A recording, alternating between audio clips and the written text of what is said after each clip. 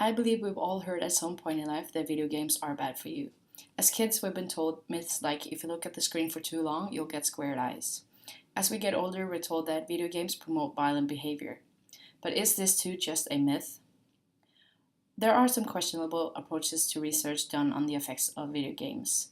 An example used by Stephen Harrington in Lecture 2 was a study led by Christopher Bartlett, a psychologist at Iowa State University, where 47 undergraduates played Mortal Kombat Deadly Alliance for 15 minutes. The study tested, among other aspects, whether the students would behave more aggressively after playing this game. This hypothesis was tested by having them hand out hot sauce to a fellow student who they were told did not like spicy food. Compared with a group who had played a non-violent video game, these 47 undergraduates were more aggressive and handed out bigger portions of the hot sauce. This study used a specific game to prove that video games makes people behave more aggressively, when in fact what they did prove is that most of the undergraduates in this particular study considers it amusing to give hot sauce to others who do not like spicy food. The problem with many studies is that most of them start with a presumed cause and then work their way backwards to prove their theories. This is stated by David Gauntlet as point number 1 in 10 Things Wrong with the Media Effects Model, where he says, the media effects approach in this sense comes at the problem backwards, by starting with the media and then trying to lasso connections from there on to social beings rather than the other way around. In today's society, we are led to believe that youths, or adults for that matter, behind school shootings or other incidental shootings, play video games and that video games are the reason for their aggressive behavior leading to such an action. This is in relation to the silver bullet theory. We use the term silver bullet to refer to an action which cuts through complexity and provides us with an immediate solution to a problem. As told by Stephen Harrington in Lecture 2, the media is the gun shooting at the audience. We believe what the media tells us without even questioning it. I believe this is why we automatically relate school shootings or other incidental shootings to a teenage boy who plays video games in his mom's basement, when in fact this does not fit with existing evidence. Society tends to believe that if we experience violence in a virtual world through video games, then we are more likely to commit violent acts in real life as well. This is arguably a form of a moral panic.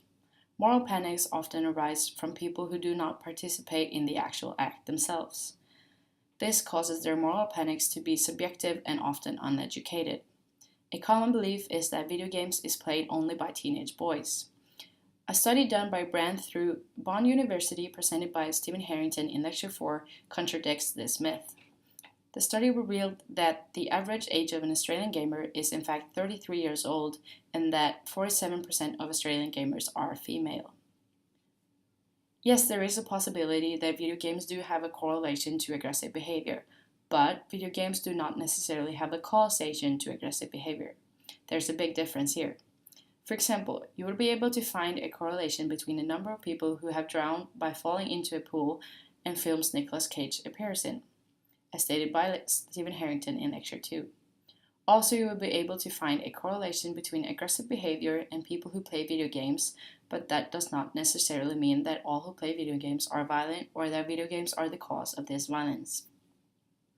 According to forensic psychologist Luke Broomhall, in a spate of random cruel murders committed by teens, coincidence or sign, playing violent video games can temporarily increase aggression, but there's little research that shows video games actually cause violence. As stated by Stephen Harrington in Lecture 2, society is in fact less violent than ever and crime rates are falling. Then why does the idea of video games being violent still exist? As stated by Stephen Harrington in Lecture 2, the public chooses its target selectively. Even though there is a considerable amount of violence described in, for instance, the news, Shakespeare, or the Bible, these are socially accepted. Blaming the cause of violence on violent video games provides us with easy answers to complex questions. Also, the arguments and statements made in the media seem scientific to us and therefore also replicable. The media does have its effects, and this includes video games as well, but it is more complex than just the easy answers the media provides us with.